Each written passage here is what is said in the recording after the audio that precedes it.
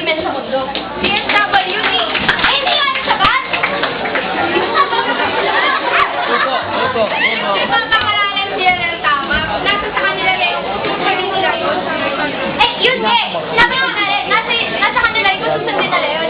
So, parang wala rin sinabi na tama ako na sarili nila yung decision, di ba?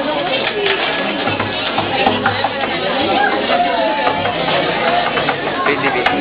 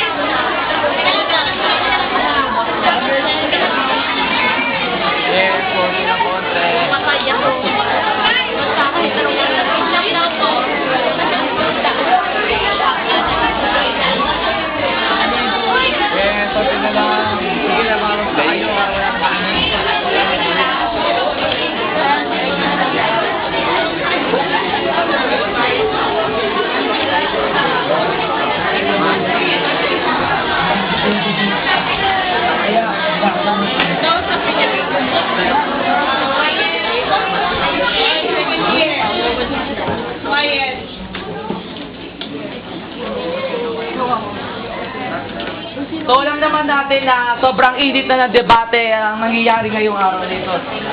So, tunay na paramihan nga ng paramihan mga nangyayaring krimen dito sa ating bansa, ang Pilipinas. Ano na nga ba ang nangyayari sa ating bansa? Sino-sino ang mga nangunguna sa paggawa ng mga pesteng krimen na ito? Hindi ba mga kabataan o tinatawag ding minor de edad?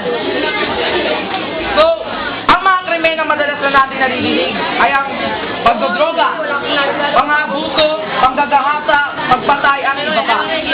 Hindi ba kayo nagugulat sa mga nangyayari? Hindi ba kayo naiinita?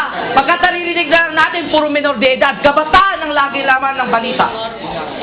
Ano ang mga ginagawa natin? Ano ang mga kailangan natin gawin at bigyang pansin? Disiplina! Yan ang una natin bigyang pansin. Ulitin ko lang po ang ating paksa. Dapat ba ikulong at managot o parusahan ang mga minor de edad na sangkot sa krimen? Ang sagot po namin ay malaking oo. Sila ay karapat dapat na parusahan. Pagpalagay natin sa pagdodroga. Di ba't maraming mga kabataan na nagkalat sa kalsada at sila ay nagdodroga? Tuwing madaling araw habang tulog ang mga tao. Araw-araw, nagsasama-sama sila at gumagawa ng mga di karapat-dapat. At kapag nauwi ng mga pulis, hindi ba sila ikukulong? Sumunod ay ang pagnakaw. Sabi sa Exodus